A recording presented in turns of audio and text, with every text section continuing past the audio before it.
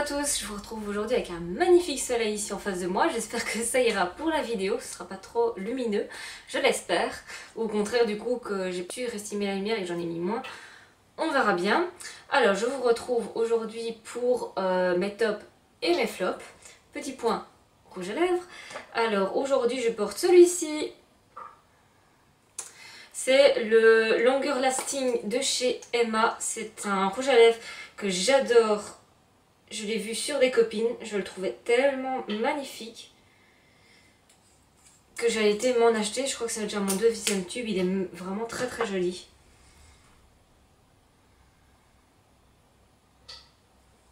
C'est un rouge à lèvres tout fin, comme vous pouvez le voir. Un tout petit format. Le nom... c'est le 04 la référence et il est vraiment très bien, c'est un mat qui tient hyper bien et qui fait beaucoup d'effets je trouve, enfin, moi en tout cas quand je le porte les gens aiment bien et quand je le vois sur mes copines qui l'ont je l'adore.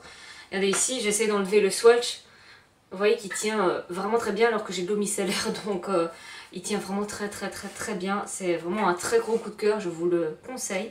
Alors on commence donc les revues, top et flop, ben, j'ai environ 4 tops, 4 flops. Bon les flops c'est pas des... Il y a des énormes flops mais il y a des flops moyens, hein, tant mieux, vous allez me dire au moins c'est mieux de tomber sur des chouettes produits que le contraire. Alors mon premier top c'est celui-ci.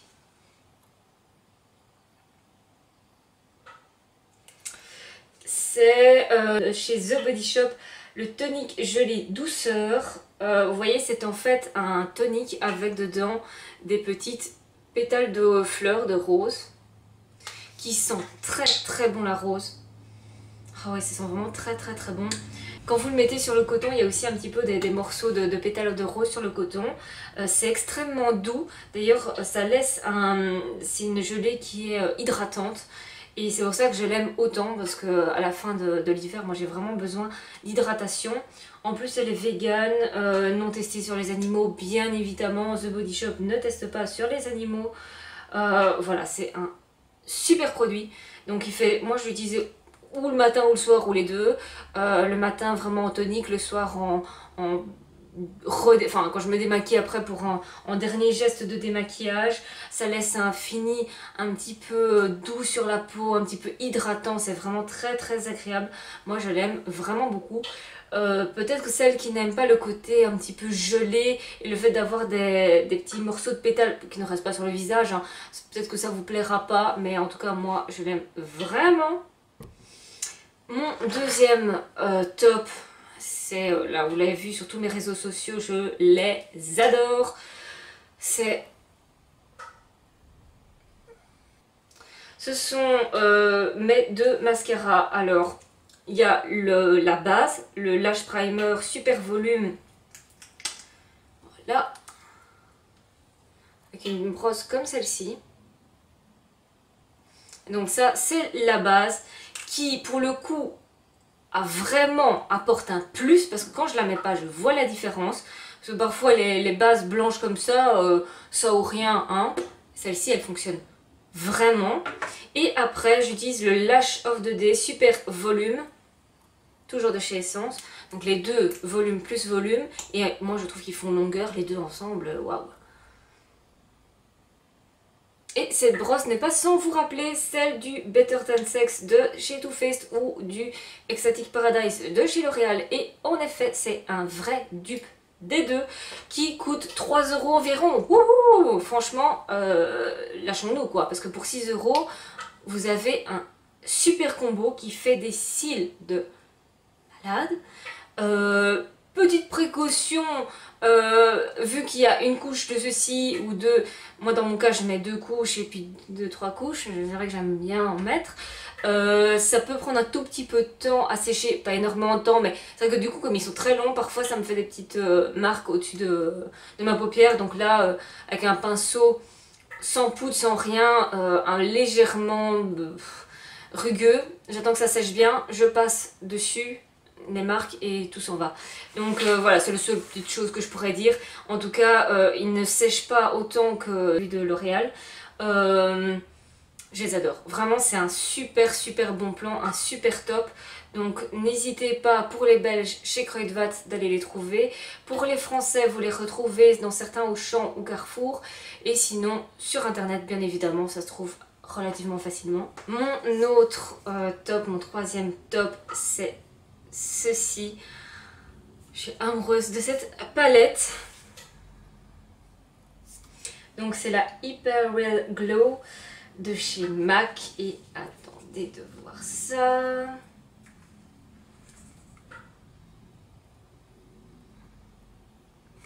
Voilà, donc c'est 3 sublimes highlighters. J'ai choisi celle-ci, alors il y en a 2. J'ai choisi celle-ci parce que il y a un highlighter vraiment champagne, un highlighter rosé et un highlighter plutôt un petit peu plus cuivré. Tandis que l'autre était vraiment resté tout dans les teintes de beige, en allant du champagne doré et plus cuivré. Je la trouve un peu moins intéressante parce qu'avec une teinte ici de rose, c'est quand même... Enfin, c'est toujours un... Moi j'aime bien avoir les 3 en tout cas.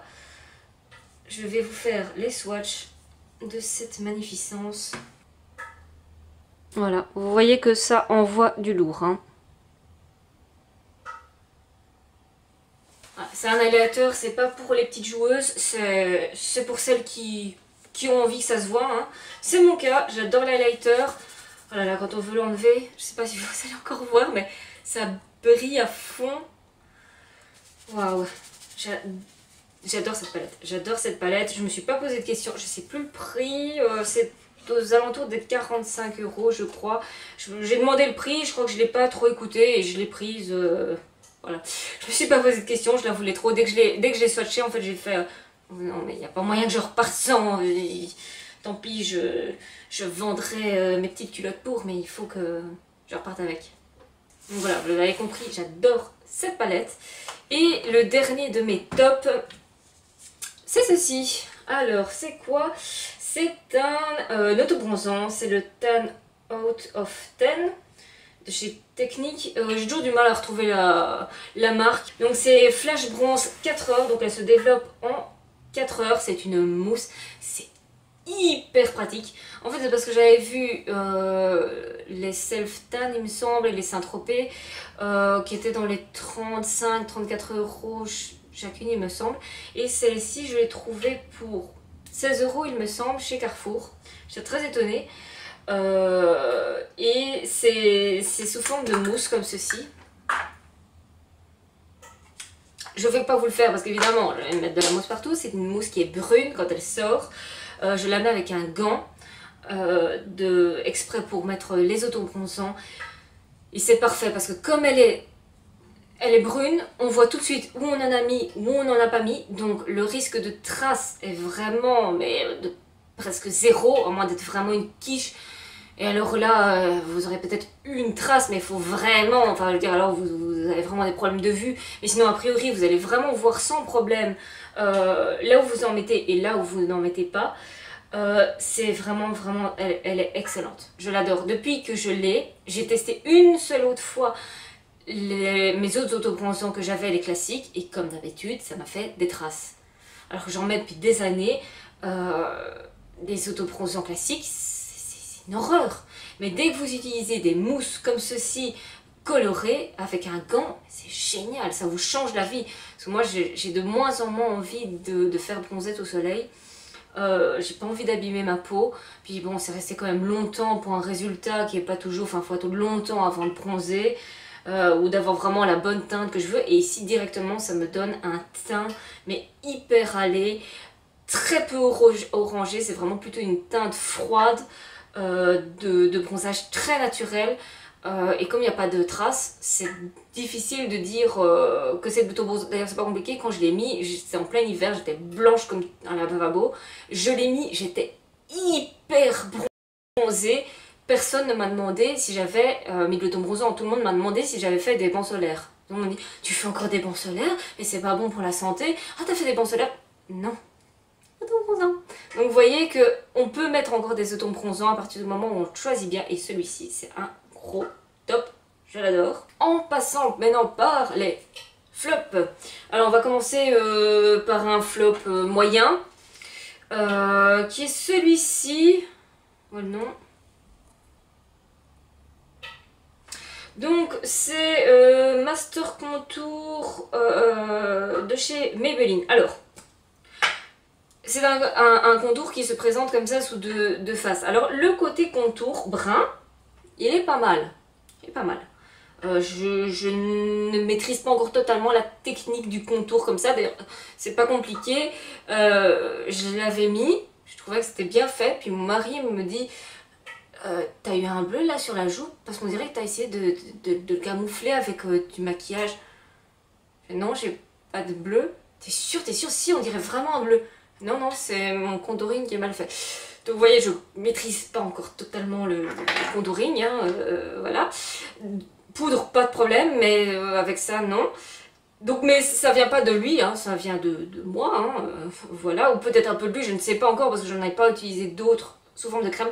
Mais par contre, la partie claire, moi ce que j'avais vraiment envie de faire, c'est de faire toutes les parties foncées, de creuser, et après avec la partie claire, faire toutes les parties claires en dessous des yeux, entre les parties foncées, le front, tout ça. Et il me disait qu'un produit pour faire les deux. Et après avec le Beauty Blender, on commence par le clair, puis par le foncé, hein, voilà. Et en fait non, la partie claire, elle est vraiment, mais... elle est dégueulasse. Désolée, je cherche un autre mot, mais j'en ai pas. Elle est dégueulasse. Donc, je vous conseillerais, si vous voulez quelque chose, de vous acheter juste un stick brun ou de ne pas acheter celui-là parce que, enfin voilà, c'est dommage parce que du coup, on paye un produit pour utiliser moitié-moitié et il y a une moitié qu'on va pas utiliser et en plus, on va creuser d'un côté et au fur et à mesure, de l'autre, ce sera pas creusé. Donc, comment on va faire pour la suite quand on arrive au fond. Donc, pas pratique, de 1. Et le côté clair qui sert à rien, et j'ai eu des échos d'autres personnes qui m'ont dit qu'en effet la partie claire n'était pas top. Donc c'est un flop en demi-teinte, mais c'est un flop quand même, donc moi je vous conseille quand même de prendre autre chose que ce produit là. Alors ici, j'ai un peu mauvaise conscience de vous parler de ce produit-ci, parce que je n'ai utilisé que 2 fois. Donc je n'aime pas souvent parler des choses quand je ne les ai pas testées très longtemps, mais je sens bien que je vais avoir du mal avec ce produit. C'est celui-là. Il est dégueulasse, mais c'est parce que chez Di, ils entourent de 4 tonnes de papier collant, comme si, je sais pas, on allait tous voler tous leurs produits. Enfin bon, voilà. C'est le L'Oréal Infaillible Longwear Shaping Stick.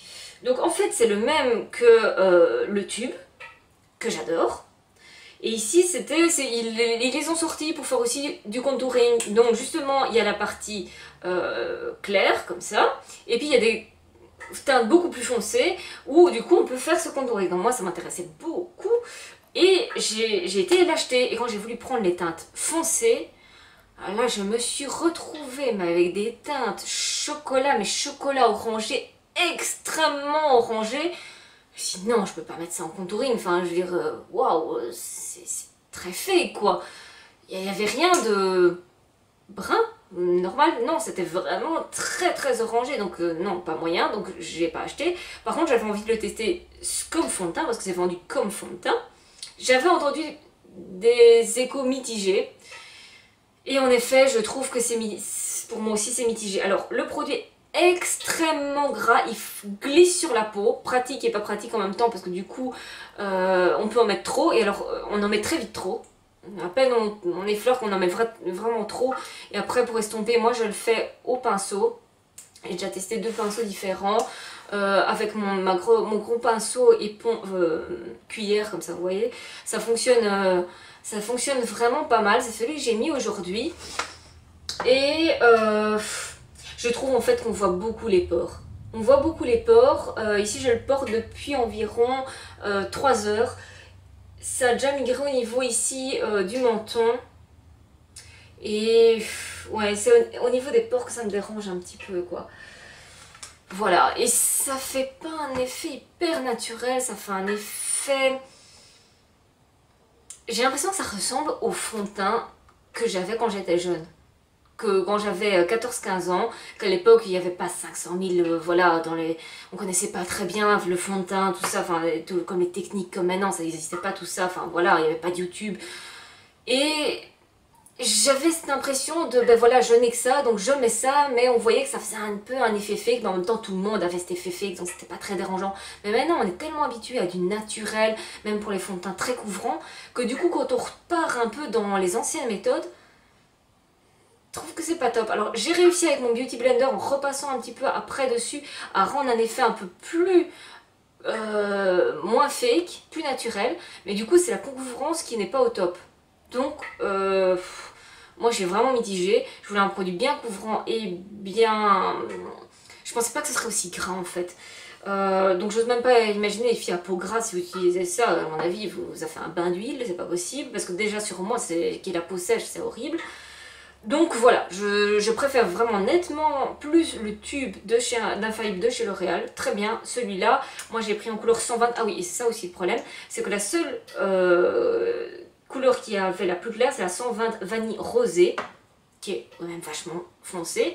J'ai de l'autobronzant en dessous, pas mon autobronzant celui-ci, j'ai un autre autobronzant en dessous.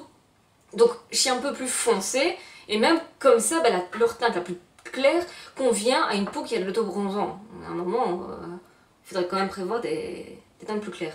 Donc voilà, mitigé, mitigé. Alors, encore un flop en deux teintes, c'est ceci, la crème pour le corps de chez Zoella, Wondrous Whip. Alors, crème corporelle légèrement fouettée. Alors oui, très légèrement fouettée, c'est très très chouette, j'aime beaucoup la texture. Je vais essayer de vous montrer la texture. Je sais pas si vous... Enfin voilà, c'est une texture très... un peu ferme et en même temps légère. Et en effet, il y a ce petit effet fouetté, très chouette.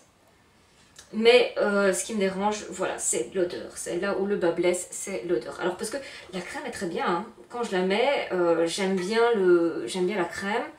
Je trouve qu'elle hydrate correctement le corps, même très bien. Elle est légère, donc elle est parfaite pour le printemps justement. Et l'odeur n'est pas trop présente, donc ça va. Mais malgré tout, non, j'aime pas l'odeur. Ça a une odeur pour moi de concombre. Et j'ai pas du tout envie de sentir le concombre. Donc Zoella, pour ceux qui ne savent pas, c'est une youtubeuse anglaise. J'adore le packaging, très mignon comme ça, avec un peu de doré et tout, beige, rose doré. Très joli, très bien, j'aime beaucoup. Mais oh, l'odeur, non, je croche pas et je trouve qu'elle tourne un peu avec le temps. C'est pas que sur ma peau, hein, vraiment même dans le pot, je l'ai pas depuis longtemps du tout. Hein. Mais dès que j'ai ouvert, je trouvais que non, l'odeur, j'ai pas accroché, mais pas accroché du tout, je déteste. Désolée.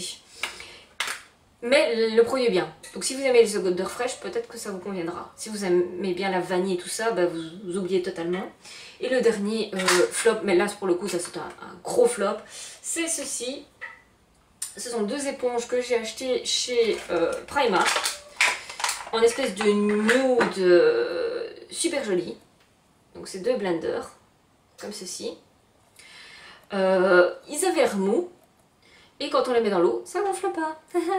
Donc voilà, ça n'a aucune utilité. Merci. Donc oui, ici il y a par exemple une grosse surface que je vais pouvoir utiliser par exemple pour de la poudre compacte ou un fond de teint, les fonds de teint poudre. Il y a ce genre d'éponge un peu comme ça en mousse très compacte. Donc j'utiliserai pour ça. Mais par contre comme blender, à utilisation normale, les beauty blenders qu'on met dans l'eau, ça gonfle, on essore et tout ça, gna gna gna. Bah non, ça c'est foutu. Donc c'est 3 € que bah, je vais utiliser juste pour foutre un peu de poudre ou quoi. Donc c'est vraiment nul. Je vous les déconseille. Mais il paraît qu'il y en a qui sont mous chez Primark. Donc renseignez-vous si vous voulez vous acheter un beauty blender de chez Primark. Et ne prenez pas celle-ci, c'est vraiment dommage et gâchez votre argent. Voilà, comme moi. Sur ce, je vous souhaite une très bonne journée. J'espère que vous avez aimé la vidéo. Si c'est le cas, n'hésitez pas à liker, mettez des petits commentaires, abonnez-vous, ça fait vraiment toujours super plaisir. Et d'ici la prochaine vidéo, prenez bien soin de vous. Bye bye. Bonjour à tous.